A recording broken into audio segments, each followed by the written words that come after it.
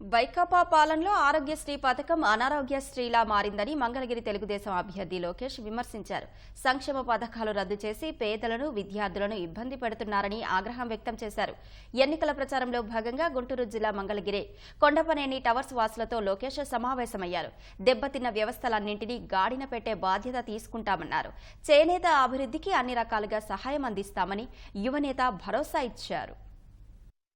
పేదరికానికి కులం, మతం, ప్రాంతం తెలీదు. అన్ని కులాల్లో, అన్ని మతాల్లో, అన్ని ప్రాంతాల్లో పేదవాళ్ళు అనేది ఉంటారు. వాళ్ళని ఆదుకునేదానికే బాబు గారు అనేక కార్పొరేషన్లు ఏర్పాటు చేశారు. ప్రధానంగా నిరుపేద కుటుంబాల్లో పిల్లల్ని బాగా చదివించడానికి బెస్ట్ అవైలబుల్ స్కూల్ కానివ్వండి, స్కూల్ ఫీ రీయింబర్స్మెంట్ కానీ, పీజీ ఫీ రీయింబర్స్మెంట్ కానీ, విదేశీ విద్య కూడా తీసుకొచ్చారు. ఈ ప్రభుత్వ అధికారులకు వచ్చిన తర్వాత అవన్నీ కట్ చేసింది. సో 2 నెలలు ఓపిక పట్టండి. మన ప్రభుత్వ అధికారులకు వచ్చిన వెంటనే విదేశీ విద్యా కార్యక్రమం మళ్ళీ ప్రారంభించే బాధ్యత మేము తీసుకుంటాం. ఇప్పుడు 1000 కన్నా తక్కువనే అన్న మగ్గాలు, అది అందరూ తెలిసి హిడెన్ సీక్రెట్, ఓపెన్ సీక్రెట్ ఏదోడనేది ఓపెన్ సీక్రెట్ 1000 కన్నా తక్కువనే. రాబోయే 5 సంవత్సరాలు ఇది పెంచాలనేది మా లక్ష్యం. 5000 మగ్గాలకు ఎందుకు తీసుకురాకూడదు? ఒక టార్గెట్ పెట్టుకోవాలి. ఒక గురువు ఉండాలి కదా ఎవరికైనా జీవితంలో.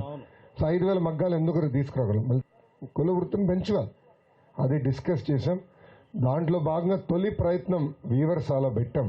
సొంత నిధులు ఖర్చు పెట్టి వీవర్సాల ఏర్పాటు చేసాం. ఒక అవగాహన ఇప్పుడు వస్తుంది.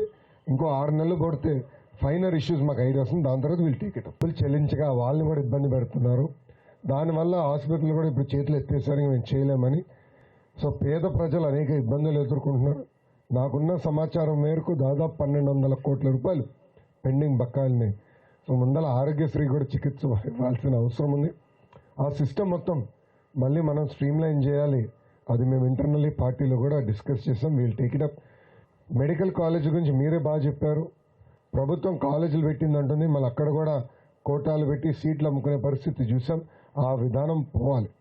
ప్రభుత్వ మెడికల్ కాలేజెస్ అన్నప్పుడు నిరుపేద కుటుంబాలకి సీట్లు అందించాల్సిన బాధ్యత ప్రభుత్వం పైన ఉంటుంది. ఆ విధానం అమలు చేసే బాధ్యత మేము తీసుకుంటాం. పెద్ద ఎత్తున యూనివర్సిటీస్, ఇన్స్టిట్యూషన్స్ తీసుకురావాల్సిన బాధ్యత మన పైన ఉంటుంది. That will definitely take it up. మీరు అన్నట్టు ఈ ప్రభుత్వ అధికారులకు వచ్చిన వెంటనే దాడులు పెరిగినాయి, అనేక ఘటనలు జరిగినాయి. సుబ్రహ్మణ్యం చూసాం, అనంతబాబు ఎలా చంపేసి శవాన్ని డోర్ డెలివరీ చేశారు. ఇలా అనేక కార్యక్రమాలు జరిగినాయి. సో ఇవన్నీ మీరు గుర్తుపెట్టుకోవాలి. తెలుగుదేశం, జనసేన, భారతీయ జనతా పార్టీ ప్రభుత్వం ఏర్పడిన వెంటనే ఆపేసిన సంక్షేమ కార్యక్రమాలు ఏదైతే 27 ఉన్నాయో అవి తిరిగి ప్రారంభించే బాధ్యత మేము తీసుకుంటాం. నా లక్ష్యం ఒకటే, ఒక ఆదర్శ నియోజకవర్గంగా మంగళగిరిని తీర్చిదిద్దాలి. 6 నిమిషాలు కష్టపడతా.